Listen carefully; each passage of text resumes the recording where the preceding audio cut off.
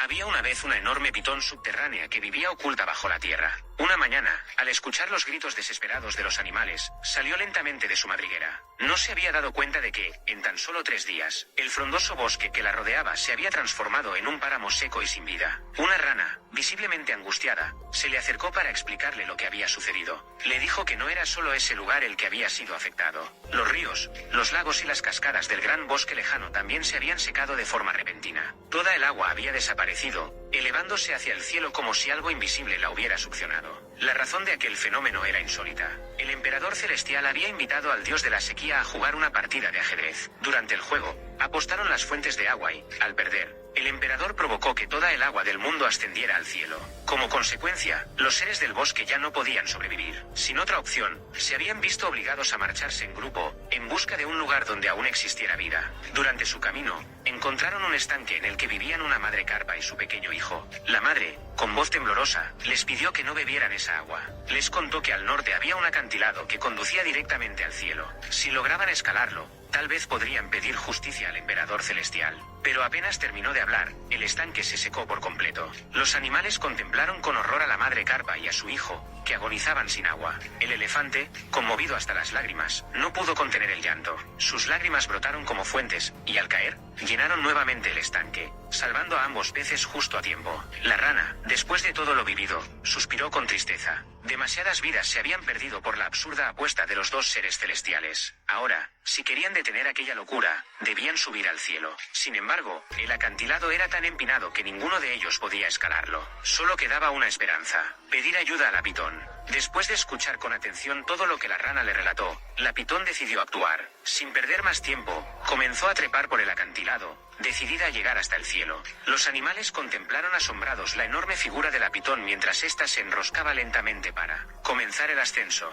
Por un instante, todos sintieron una chispa de esperanza. Tal vez aún podrían seguir viviendo. Sabían bien la causa de su desgracia. Fue entonces cuando la rana, con voz firme, les indicó que saltaran sobre el cuerpo de la pitón. Sería ella quien los llevaría hacia arriba. Pero el poder de la pitón tenía sus límites. No podía cargar con todos. Por eso, la rana seleccionó a algunos animales, aquellos que parecían lo suficientemente fuertes para resistir el ascenso. Entonces, la pitón comenzó a retorcerse, enroscándose alrededor del acantilado. Subía poco a poco, girando en espiral, elevando consigo a los elegidos. Pero justo en medio del trayecto, el pesado oso resbaló. Estuvo a punto de caer al vacío. Sin embargo, la pitón, atenta, lo sintió a tiempo. Con un ágil movimiento de su cola, lo enganchó y lo salvó. El ascenso fue largo y agotador. La pitón trepó durante todo un día y toda una noche. Finalmente, al amanecer, llegaron a la cima del acantilado, frente al imponente palacio del emperador celestial. Una vez allí, la rana y los demás animales se reunieron en silencio para trazar su plan. Decidieron que la rana sería la primera en actuar. Golpearía un gran tambor para llamar la atención y exigir justicia. Mientras tanto, los otros se esconderían detrás de una estatua de piedra cercana, esperando el momento justo para intervenir. Tal como lo habían acordado, la rana tocó el tambor con fuerza. El sonido retumbó en los cielos. El viejo rey dragón, encargado de vigilar la puerta del palacio, lo escuchó de inmediato.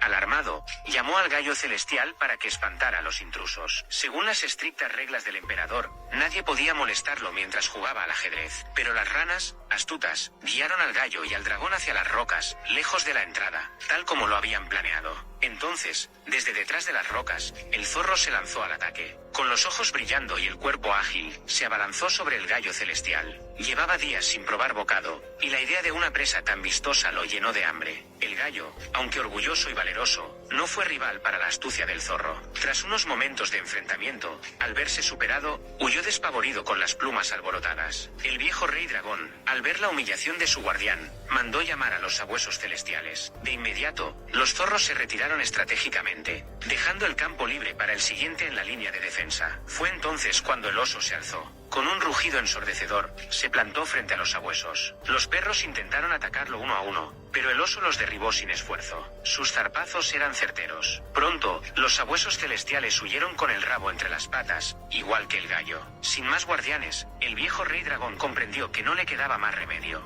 Debía enfrentarse él mismo a los invasores. Pero en cuanto se lanzó al combate, todos los animales que estaban escondidos saltaron a su encuentro. Lucharon con valentía y sin temor, y aunque el dragón tenía siglos de experiencia, fue derrotado con rapidez. Su poder no bastaba contra la unión de tantas criaturas decididas. El zorro, atento, vio que había llegado el momento clave. Se acercó a la rana y le pidió que fuera ella quien entrara en el palacio y presentara la queja ante el emperador celestial. El rey dragón, aún herido, observó la escena, comprendió lo que tramaban, y en un último esfuerzo, intentó detener a la rana. Se sacudió con fuerza y logró librarse de los animales que lo retenían. Corrió tras ella con desesperación, pero el oso, el zorro y los demás lo detuvieron una vez más, impidiéndole avanzar. Mientras tanto, la rana rebotó con ligereza hacia la gran sala. Sus patas tocaron con suavidad los suelos del palacio hasta que, de un salto decidido, se posó sobre el tablero de ajedrez donde el emperador celestial aún meditaba su jugada. El emperador, distraído por el juego, no se percató de su presencia hasta que la rana croó con fuerza. Su sonido rompió el silencio de la sala y despertó al emperador de su concentración.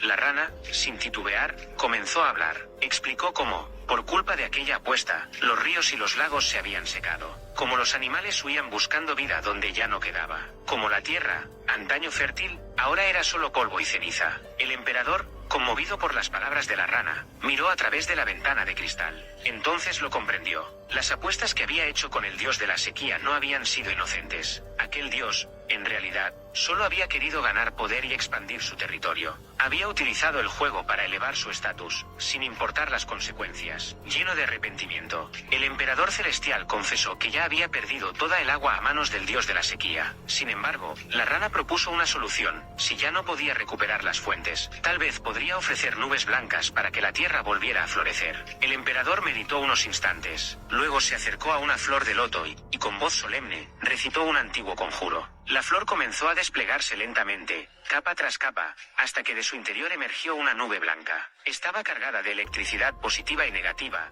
y voló con fuerza hacia el exterior por la ventana. Mientras tanto, el dios de la sequía, confiado y orgulloso, seguía bloqueando bajo tierra el agua que había ganado. Pero al ver que una gran nube oscura se formaba en el cielo, comprendió que algo andaba mal. Intentó detenerla con sus propias manos, pero era inútil. No podía oponerse a la voluntad del cielo. Entonces, la lluvia cayó. Primero como una llovizna suave, luego como un aguacero torrencial. Las montañas y los ríos volvieron a cobrar vida. Los árboles reverdecieron y los animales saltaron de alegría, jugando felices en el agua que les devolvía la esperanza. El emperador, al ver la tierra renacer, pidió que se formara un arco iris. Con él construyó un puente por el que los animales podrían regresar sanos y salvos al mundo que tanto amaban. Y así, les permitió volver a su hogar. Desde aquel día, el emperador celestial prometió no volver a hacer nunca más una apuesta tan insensata.